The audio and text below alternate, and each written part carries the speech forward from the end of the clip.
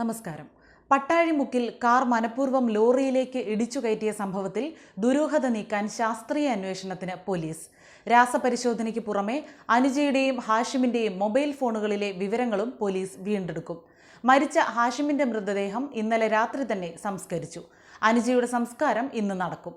നാടിനെ ആകെ ഞെട്ടിച്ച പട്ടാഴിമുക്ക് അപകടത്തിൽ ദുരൂഹത നീക്കാൻ ഒരുങ്ങുകയാണ് അടൂർ പോലീസ്. വിനോദയാത്ര കഴിഞ്ഞു മടങ്ങിവന്ന അനുജ രവീന്ദ്രനെ വഴിമധ്യേ നിർബന്ധിച്ച് കൂട്ടിക്കൊണ്ടുപോയ ഹാഷിം എന്തിന് മരണത്തിലേക്ക് കാർ ഓടിച്ചു കയറ്റി എന്നതാണ് പോലീസിന് മുന്നിലെ ചോദ്യം. ബന്ധുക്കൾക്ക് ഇവരുടെ സൗഹൃദത്തെക്കുറിച്ച് പോലും ഒന്നും അറിയില്ലെന്ന് മറുപടി നൽകിയിട്ടുണ്ട്. ഇത് ഇരു കുടുംബങ്ങളും ആവർത്തിക്കുമ്പോൾ ശാസ്ത്രീയ പരിശോധനയിലൂടെ സംശയങ്ങൾക്ക് ഉത്തരം കണ്ടെത്താനാവും എന്ന വിശ്വാസത്തിലാണ് പോലീസ്.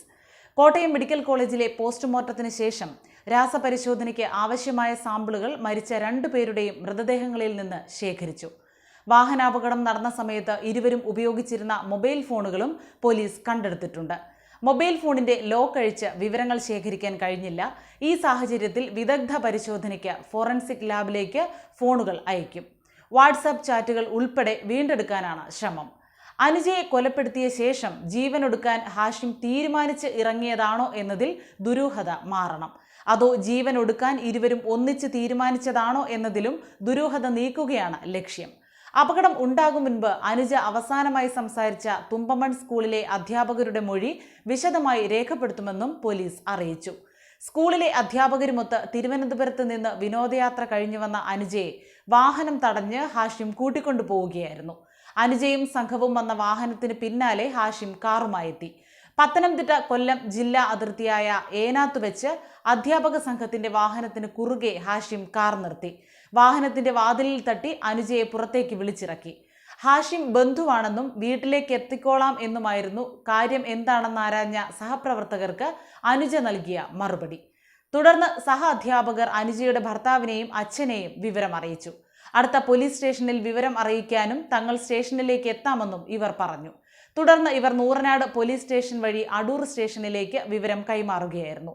പിന്നീട് അറിയുന്നത് ഇരുവരുടെയും മരണവാർത്തയാണ്.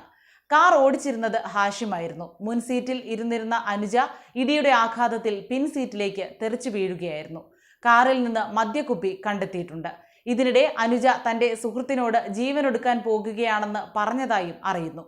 ഇവർ തമ്മിലുള്ള വാക്ക് തർക്കത്തിനൊടുവിൽ കാർ മനഃപൂർവ്വം ലോറിയിലേക്ക് ഇടിച്ചു കയറ്റുകയായിരുന്നോ അതോ മറ്റെന്തെങ്കിലും പ്രശ്നം കാരണമാണോ അപകടത്തിലേക്ക് നയിച്ചതെന്നും അന്വേഷിക്കുകയാണ്.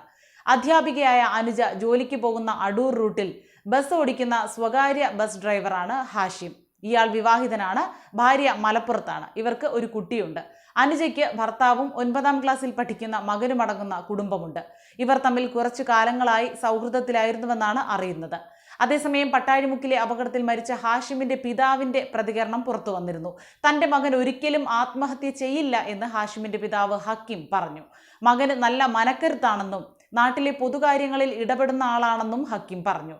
ഇന്നലെ വൈകിട്ട് ഒരു ഫോൺ വന്ന ശേഷമാണ് യാത്ര പറഞ്ഞ് ഇറങ്ങിയത്. ഉടൻ മടങ്ങി വരാമെന്നും പറഞ്ഞാണ് പോയത്. പിന്നീട് അപകടം നടന്നു എന്ന വാർത്തയാണ് അറിയുന്നത്. അനുജയെ തങ്ങൾക്ക് അറിയില്ലെന്നും പരിചയമില്ലെന്നും ഹക്കീം മാധ്യമങ്ങളോട് സംസാരിക്കവേ പറഞ്ഞു.